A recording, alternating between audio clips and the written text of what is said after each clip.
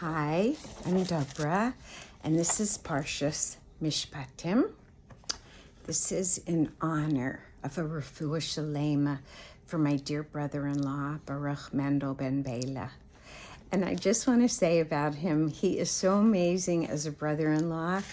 When I came to Kfar Chabad to meet my sister's chassan and to meet my sister who had just been a Baal Tshuva for a short time, and I had no idea what a Baal Tshuva was. So my brother-in-law met me at the airport. I had cleavage, and purple pants, and he came walking, and he handed me a bouquet of flowers. And then, from that moment on, that is what he was like. He was a giving, kind person with a sense of humor, and he always softened everything that was going on. So I remember also when I stayed in their apartment right after they got married, he put up it was a tiny Kfar Chabad apartment. So I was in the living room, there was a little couch, and he put on a curtain that gave me privacy on the couch. And I was just so touched by that he would give me that privacy. And years later, I discovered the reason he had put up with the curtain was there's some kind of halacha, and I don't know the details, and I may have this wrong, but there was something concerning sleeping or not being sneezed. I'm not sure what it was in front of this farm. So he was protecting them more than he was protecting me. And the other adorable thing about this was we all converged at the wedding, my secular family, which is typical of Lubavitch, and so my sister had asked my mother to cover her hair, and we were very open and willing to do whatever was needed. So my mother got a lace doily, and she covered her hair for the wedding.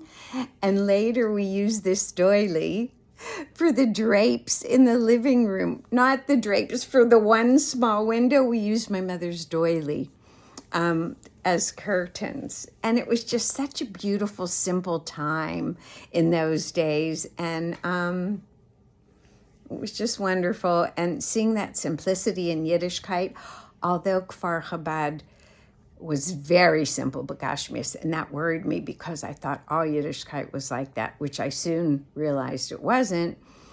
But it was just so pure and untainted. So Baruch Mendel ben Bela, Chazak, Chazak. Okay, so Parshas Mishpatim. So last week, Parshas Yisro spoke about establishing Jewish courts since Moshe couldn't contend on his own with all the numerous shilas, the halachic questions, the legal questions. So his father-in-law Yisro suggested, hey, let's get some based in. Let's get a court, a Jewish court going, so you don't have to with the elders, so you don't have to answer every question on your own. He would have been up day and night for months, weeks, and years. Anyway, so in this parsha, it speaks about using only Jewish courts. And even if the outcome in a secular court and a Jewish court is the same, it still says use a Jewish court. And why is that? Because judgments, Mishpatim, judgments, cannot be contingent upon human rationale.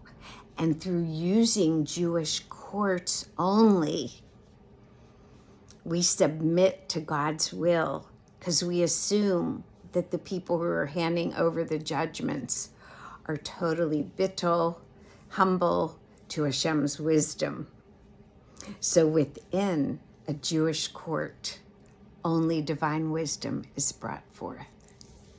Shabbat Shalom. May we dance into the Geula.